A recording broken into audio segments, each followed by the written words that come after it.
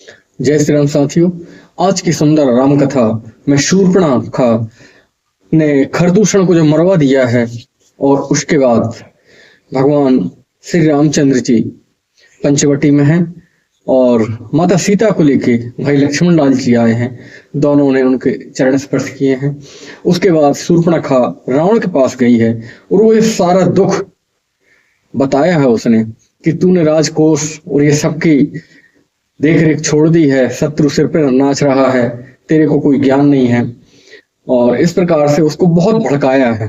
आखिरी में जब उसके कोई बाण नहीं चले तो उसने ये भी बताया कि उनके साथ में एक बहुत सुंदर स्त्री भी है। आइए आज की सुंदर कथा से हम जुड़ते हैं।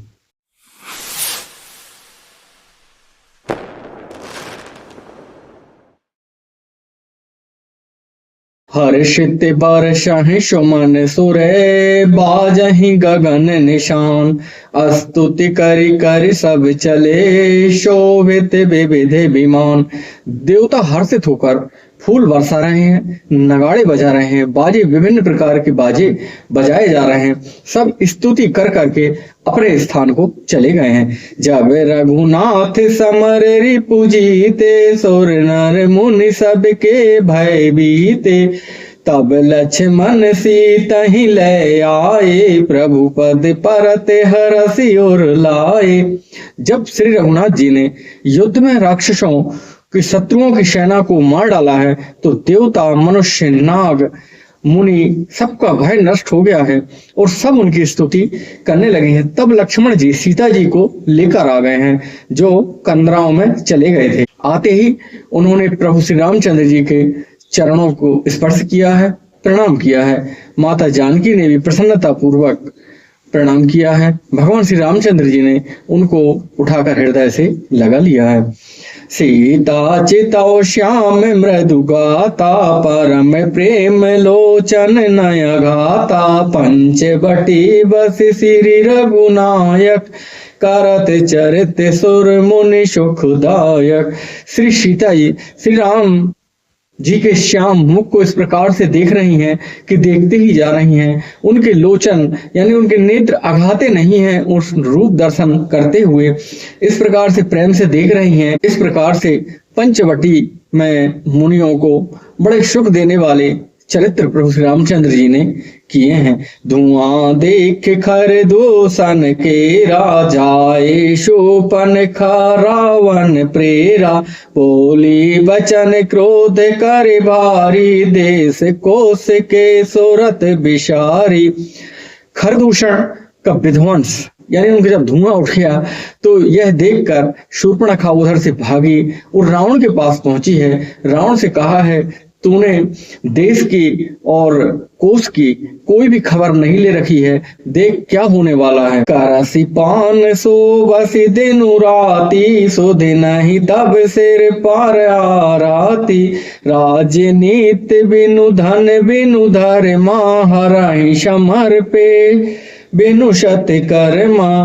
शराब पी लेता है, दिन रात पड़ा रहता है, गाने सुनता रहता है, तुझे खबर नहीं है शत्रु तेरे सिर पर नाच रहा है। नीति के बिना राज और धर्म के बिना और धन, भगवान को समर्पित किए हुए जो भी कर्म किए जाते हैं वो सब व्यर्थ जाते हैं, उनका कोई सार नहीं रह जाता है। विद्या बिनु विवेक उपजाए श्रम फल पड़े किए अरुपाए। संग त्यजति कुमंत्र ते राजा मानति ज्ञान पानते लाजा। विवेक बिना विद्या यानी यदि विद्या आपने प्राप्त कर ली है और विवेक नहीं है तो वह विद्या व्यर्थ है आपके लिए। विषयों के संग से सन्यासी और बुरी सलाह यानी कुमंत्र से राजा, मान से ज्ञान और मदिरा पान से लज्जा चली जाती है।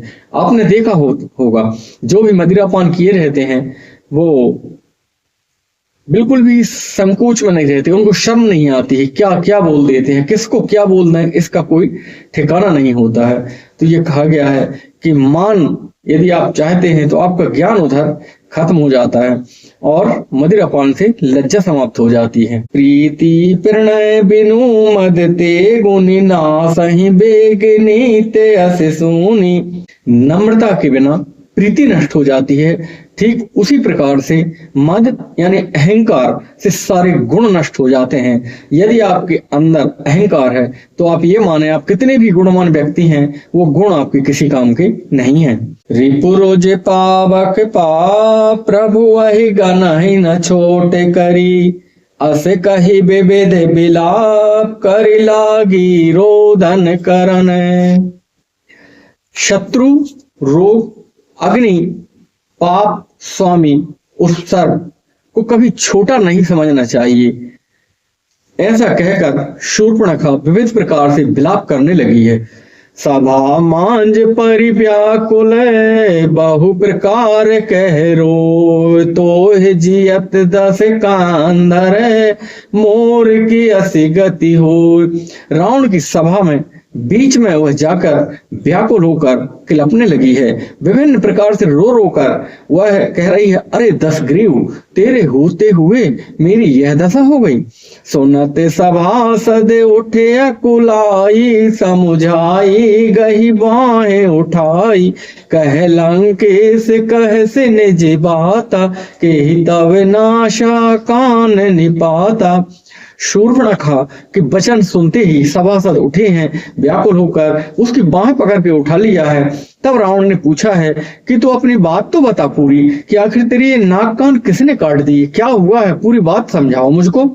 अवध नृपति दशरथ के जाए, पुरुष सिंह बन खेलन आए, समुझ परी मोहे उनकी करनी, रहते निशाचर कर हई धरनी। वह बोली कि अयोध्या के राजा दशरथ के बेटे वन में शिकार खेलने के लिए आए हैं, और मुझे ऐसा लगता है कि उनके जो काम है, उनकी जो करनी है, वो देखकर मुझे ऐसा लगा है कि वह समस्त पृथ्वी को राक्षसों से सूना कर देंगे।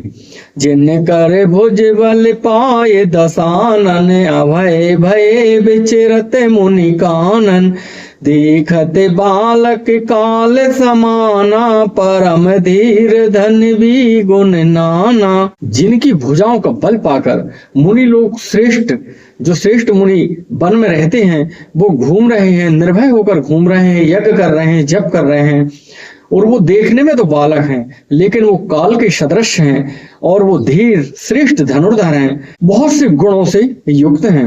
अतुलित बल प्रताप दो भ्राता, खल बदरत सुर मुनि सुख दाता, शोभा धाम राम अस नामा, तिनके संग नारी श्यामा। दोनों भाइयों का बल प्रताप अतुलनीय है, यानी कहा नहीं जा सकता है। दुष्टों का वध करने में वो लगे हुए हैं, और देवता मुनि को सुख देने वाले हैं। वे शोभा के धाम हैं, और उनका नाम राम है। उनके साथ एक बहुत ही सुंदर स्त्री भी है। रूप राशि विधि नार सवारी, रत सत्य कोट तासु बलिहारी, तासु अनुज काटे श्रुति नासा, सुनि तब भगन करें परिहासा। जब शूर्पणखा ने देखा कि रावण पर कुछ विशेष प्रभाव नहीं पड़ा है, तब उसने उसको ताव पे रखा, कहना चाहिए कि उसके अहंकार पे चोट की, और कहा कि तुम क्या सुन रहे हो।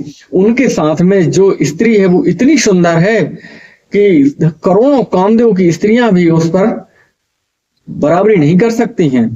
और साथ ही जब उन्होंने सुना कि मैं तुम्हारी बहन हूं, तो दोनों भाई हंसने लगे और हंसी उड़ाने लगे हैं। हर दूषण सुनी लगे पुकारा, छन महु शकल कटक उन मारा, खर दूषण त्रिसरा कर गाता, सुन दस शीस जरे सब गाता।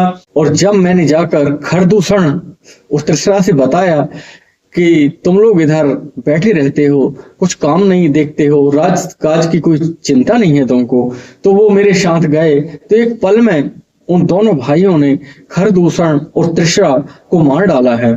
इतना सुनते ही रावण का शरीर पूरा जलने लगा है कि खरदूषण और त्रिशरा भी मारे गए हैं। वो काफी चिंतित हो गया है उनका वध सुन के।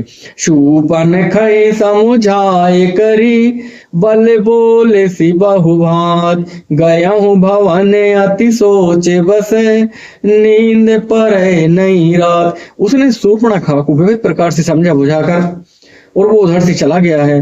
रात्रि में वह विभिन्न प्रकार से सोच रहा है और रात भर उसको नींद नहीं आई है। शोर नर असुर नाग खग माही, मोरे अनुचर कह को नाही, खर दूषण मोहि शम बलवंता, ते नहीं कुमारे बिनु भगवंता। तब वह मन ही मन विचार करने लगा कि देवता, मनुष्य, असुर, नाग और पक्षियों में, यहाँ तक कि सारे जानवरों में ऐसा कोई भी नहीं है जो मेरे सेवा के बल को पा सके। और खासकर खरदूषण तो मेरे समान ही बलवान थे, उन्हें भगवान के सिवा और कोई नहीं मार सकता है। सुर रंजन भंजन मही भारा, जो भगवंत लीने अवतारा, तो मैं जाए बैरो हटी कराहूं, प्रभु सर प्राण तजे भव तरहूं। देवताओं को आनंद देने वाले, पृथ्वी का भार हरण करने वाले ने यदि अवतार लिया है तो मैं जाकर उससे हठ पूर्वक बैर करूंगा। प्रभु के बाण आघात प्राण छोड़कर भाव सागर से तर जाऊंगा। उनके जो बाण हैं वो सीने में खा के और अपने प्राण तक तज के और भाव सागर को मैं तर जाऊंगा। क्योंकि हो हाहि भजन न तामस देहा, मन क्रम बचन मंत्र दृढ़ एहा, जो नर रूप भूप सुत को, हर हूं नारी जीत रन दो। इस तामस शरीर से भजन तो हो नहीं सका, क्योंकि जब उसको चिंता में नींद हुई तो उसने सोचा चलो अब भगवान ने अवतार ले लिया है तो तब करूं, तो तब में उसका मन नहीं लगा। तब उसने कहा यह तामस देह है, इससे भजन तो हो नहीं सकता है, इसलिए हठ पूर्वक जाके उनसे बैर करूंगा और बैर करके प्राण त्याग दूंगा और उसी से मेरा परम धाम प्राप्त होगा मुझको। यदि वो नर रूप यानी कि मनुष्य हैं तो फिर उन दोनों को मारकर उनकी स्त्री को छीन लूंगा। इस प्रकार का संकल्प विकल्प करते करते चला अकेल जान चढ़िता है बस, मारीच सिंधु तट जाए बा, यहाँ राम जैसे जुगत बनाई, सुनहु मासो कथा सुहाई। यह विचार कर रावण रथ पर गया और समुद्र किनारे तट पर मारीच रहता था, उससे जाकर मिला है। शिव जी कहते हैं कि हे पार्वती, श्री रामचंद्र जी ने इसी समय एक ऐसी युक्ति रची, वह सुंदर कथा सुनो। लक्ष्मण गए बनहि जब, लेन मूल फल कंद, जनक सुतासन बोले, बेहसी कृपा सुख वृंद। लक्ष्मण जी जब कंद मूल फल लेने के लिए चले गए हैं तब भगवान श्री रामचंद्र जी ने सीता जी से कहा है। श्री रामचंद्र जी हंसकर बोले हैं, सुनहु प्रिया व्रत रुचिर सुशीला, मैं कछु करब ललित नर लीला, तुम पावक महु करहु निवासा, जो लगी करो निशाचर नासा। हे प्रिय, हे सुंदर पतिव्रत धर्म का पालन करने वाली सुशीले, सुनो, मैं अब कुछ मनोहर लीलाएं करने जा रहा हूं, इसलिए जब तक मैं राक्षसों का नाश करूं तुम पावक में अपना स्थान ग्रहण करो, अग्नि में निवास करो। जब ही राम सब कहा बखानी, प्रभु पद धर ही अनल समानी, निज प्रतिबंब राखित सीता, तै सहशील रूप सुबिनीता। श्री राम जी ने ज्यों ही कहा, यह समझा कर कहा, त्यों ही सीता जी ने प्रभु के चरणों में हृदय में धरकर अग्नि में समा गई हैं और अपने ही समान एक छाया मूर्ति वहां रख दी है जो बिल्कुल उन्हीं के समान शील स्वभाव और गुणों वाली थी। लक्ष्मण हूँ यह मारा मुँह न जाना, जो कछु चरित रचा भगवाना, 10 मुख गया हूँ जहाँ मारीचा, ना ये माथ स्वार्थ रथ नीचा। भगवान ने जो कुछ लीला रची है यह रहस्य लक्ष्मण जी भी न जान पाए। स्वार्थ परायण और नीच रावण वहां गया जहां मारीच था, उसको सिर नवाया जाकर। न बनी नीच के अति दुखदाई, जिमि अंकुश धनु रग बिलाई। भयदायक खल के प्रिय बानी, जिमि अकाल के कुसुम भवानी। नीच का झुकना बहुत ही दुखदाई होता है। जैसे अंकुश, धनुष, सांप और बिल्ली झुकते हैं, तो हे भवानी, ये दुष्टों का झुकना देखने में तो मीठा लगता है, मीठी वाणी उसी प्रकार से वो बहुत भय देने वाली होती है। जैसे बिना ऋतु के यदि फूल आ जाएं तो समझो अकाल आने वाला है। करी पूजा मारीच तबे, सादर पूछी बात। कवन हे तुमन व्याग्र अति, अक्सर आयहु तात। तब मारीच ने उसकी पूजा की, क्योंकि रावण राजा था। उसकी पूजा करके पूछा कि हे नाथ, आपका ये मन इतना व्यग्र क्यों है?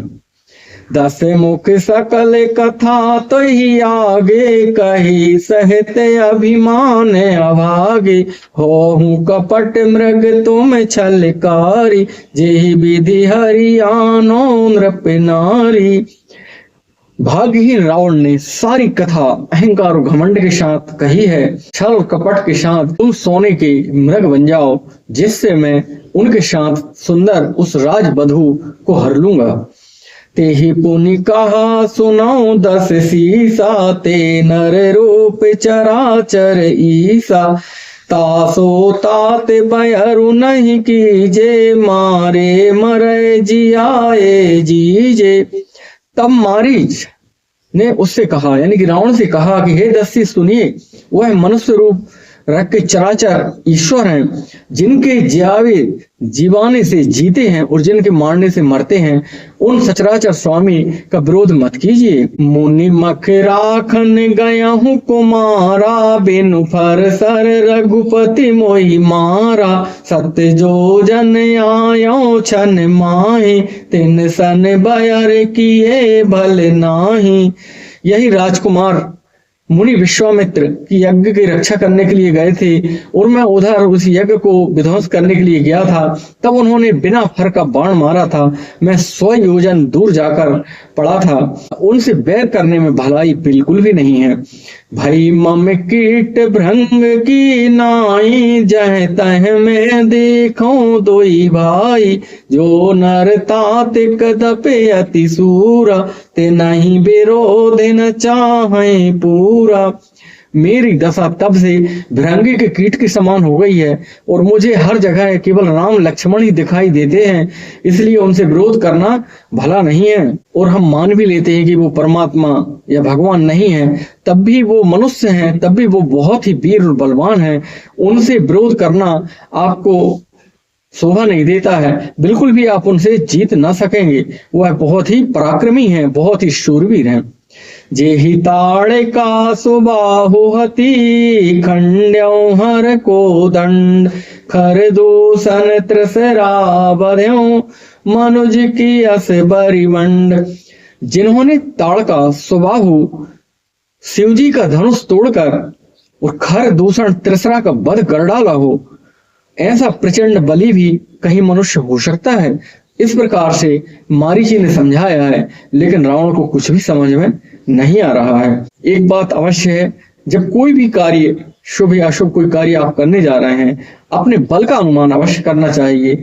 कोई आपको रोक रहा है या समझा रहा है तो उसकी बात को भी हमको समझना चाहिए। जिस प्रकार से मारीच ने बहुत समझाया, लेकिन जब विधाता विपरीत होता है तो वो बात समझ में भी नहीं आती है। योजना और कार्य योजना जब हम बनाते हैं तो अपने बल, विवेक, बुद्धि, समय काल, देश और परिस्थिति का विचार करके हम यदि परियोजना या योजना बनाएंगे तो निसंदेह हम सफल होंगे।